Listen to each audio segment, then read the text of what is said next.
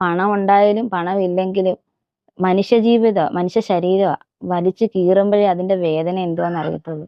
ദൈവത്തെ ഓർത്ത് നിങ്ങൾ ഈ സർക്കാർ ആശുപത്രിയിൽ പോകുമ്പോൾ കണ്ടും അറിഞ്ഞും കേട്ടുവേ പോവാവുള്ളൂ. ഞങ്ങൾ അവിടെ ഹോസ്പിറ്റലിൽ ചെന്ന് ഡോക്ടറെ അടുത്ത് വെച്ചപ്പോൾ ഡോക്ടർ പറഞ്ഞു, ഞങ്ങൾ ഇവിടെ ഇങ്ങനെയാണ് PPS ചെയ്യുന്നത്, നിങ്ങൾ കൊണ്ടുവന്ന് കേസ് കൊടുക്ക്.